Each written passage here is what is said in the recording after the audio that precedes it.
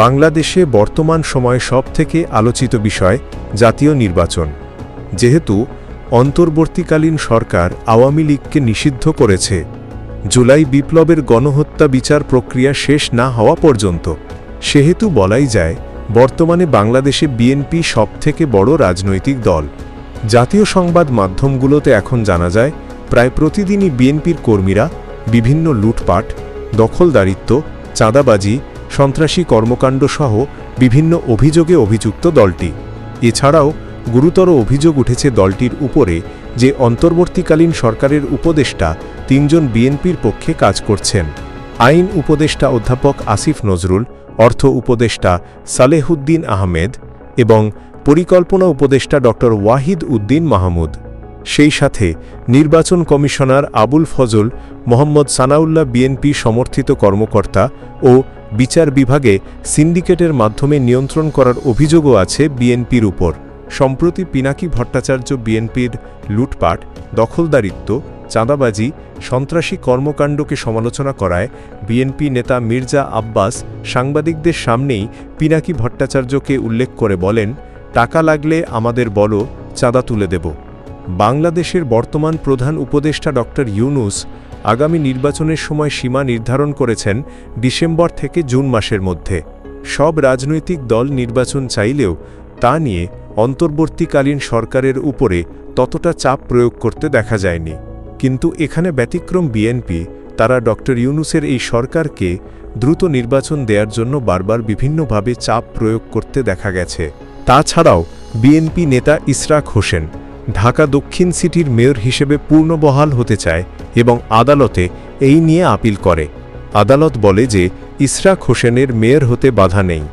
অথচ গত ৮, ১৪, ১৮, ২৪ সালের নির্বাচন সহ যতগুলি নির্বাচন স্বৈরাচারী আওয়ামী লীগ সরকার করেছিল। বিএনপির দাবি ছিল এই নির্বাচনগুলো সম্পূর্ণ অবৈধ। অথচ সেই স্বৈরাচারী আওয়ামী সরকারের নির্বাচনের মাধ্যমে নির্বাচিত হওয়া নিয়ে এখন বিএনপি নেতা ইশরাক তার ক্ষমতা ফিরে পেতে চাচ্ছে। বিএনপির এই ধরনের ভণ্ডামি কর্মকাণ্ড সাধারণ মানুষের মাঝে ব্যাপক ক্ষোভের সৃষ্টি করে। যেই স্বৈরাচারী সরকারের বিরুদ্ধে সবসময় বিএনপি অভিযোগ করত লুটপাট, দুর্নীতি, প্রশাসন দলীয়করণ ও ভারতপন্থী হয়ে দেশের স্বার্থ বিক্রি করে দিচ্ছে, এখন বিএনপির বিরুদ্ধে সেই সকল অভিযোগই উঠছে। এনসিপির শীর্ষ নেতারা দাবি করেন বর্তমানে বিএনপি আওয়ামী লীগের টাকায় রাজনীতি করে। বিশাল টাকার বিনিময়ে বিএনপিই বর্তমানে স্বৈরাচারী আওয়ামী লীগের নেতা কর্মীদের আশ্রয় দিয়েছে ও পালিয়ে যেতে সাহায্য করছে। বিএনপি অন্তর্বর্তীকালীন সরকারের কাছে সরাসরি জাতীয় নির্বাচনের আয়োজনের জন্য চাপ প্রয়োগ করে যাচ্ছে, যেখানে অন্যান্য দল সিটি কর্পোরেশন মেয়র নির্বাচন, স্থানীয় নির্বাচন ও ডাকসু নির্বাচনগুলো আগে দেওয়ার ব্যবস্থার জন্য অনুরোধ করেছে। সেখানে বিএনপি নেতাগণ বলে এই সরকার শুধুমাত্র জাতীয় নির্বাচন দেয়াই তাদের প্রধান দায়িত্ব। অথচ স্থানীয় নির্বাচন, সিটি কর্পোরেশন মেয়র নির্বাচনগুলো দেওয়ার সক্ষমতা নেই অন্তর্বর্তীকালীন সরকারের বলে দাবি করে বিএনপি, যা জনসাধারণ ও নাগরিকদের মাঝে তীব্র অসন্তোষ তৈরি হয় বিএনপির এই অসহযোগিতার উপর। বিএনপি যদি এতটাই জনপ্রিয় হয় তবে ছাত্র সংসদ, স্থানীয় সরকার ও গণপরিষদ নির্বাচনের নাম শুনলেই ভয় খেপছে কেন বলে মন্তব্য করেছেন ফেসবুক প্রোফাইলে দেওয়া এনসিপি যুগ্ম সদস্য সচিব জয়নাল আবেদিন শিশির। ফেসবুক স্ট্যাটাসে শিশির বলেন, প্রতিদিনই বিএনপির নেতাকর্মীরা নিজেদের দেশের সবচেয়ে জনপ্রিয় রাজনৈতিক শক্তি বলে দাবি করে থাকেন। সকাল বিকাল শুধু একটাই বলি, জাতীয় সংসদ নির্বাচন চাই, তাহলেই ৩০০ আসনের ৩০০তেই তারা জয়ী হবেন। ভালো কথা, এতই যদি জনপ্রিয়তা থাকে তাহলে ছাত্র সংসদ নির্বাচন, স্থানীয় সরকার নির্বাচন বা নতুন সংবিধান প্রণয়নের লক্ষ্যে গণপরিষদ নির্বাচনের প্রস্তাব এলেই বুক কাঁপে কেন, আতঙ্কিত হয়ে পড়েন কেন? জনপ্রিয়তা তো সকল স্তরের নির্বাচনে প্রকাশিত হওয়ার কথা। যেসব সম্মানিত ভোটাররা জাতীয় নির্বাচনে বিএনপিকে বিজয়ী করার জন্য অধীর আগ্রহে অপেক্ষা করছেন, তারা কি ছাত্র সংসদ, ইউনিয়ন পরিষদ, উপজেলা, জেলা কিংবা সিটি কর্পোরেশন নির্বাচনে বিএনপিকে ভোট দেবেন না? যদি জনপ্রিয়তার প্রতি এত কনফিডেন্স থাকে তাহলে বিএনপির এই পিছুটান কেন? নাকি বিএনপি নিজেই জানে এসব নির্বাচনে তারা মুখ থুবড়ে পড়বে?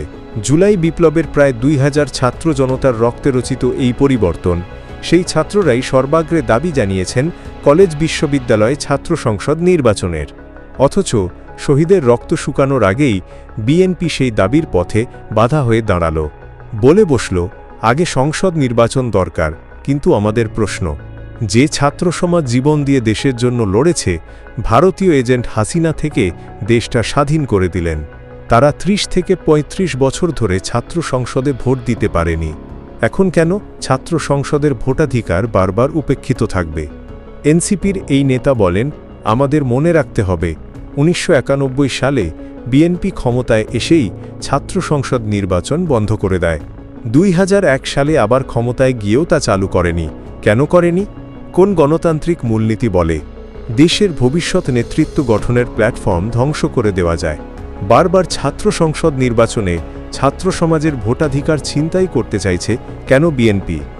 স্থানীয় সরকার নির্বাচন এড়িয়ে যেতে চায় বিএনপি কেন? কারণ হয়তো এই নির্বাচনে জনগণের সরাসরি অংশগ্রহণে বিএনপির গায়েবী জনপ্রিয়তার মুখোশ খুলে যাবে। নেতাকর্মীদের দুর্নীতি, চাঁদাবাজি, দখলবাজি সবকিছু জনসম্মুখে উন্মোচিত হবে। তাছাড়াও দেশে মাঝে মাঝে আইন শৃঙ্খলার তীব্র ঘাটতি ও উদ্দেশ্যমূলকভাবে বিশৃঙ্খলা তৈরি করা হয়, যা আইন শৃঙ্খলার চরম অবনতি দেখা দেয়।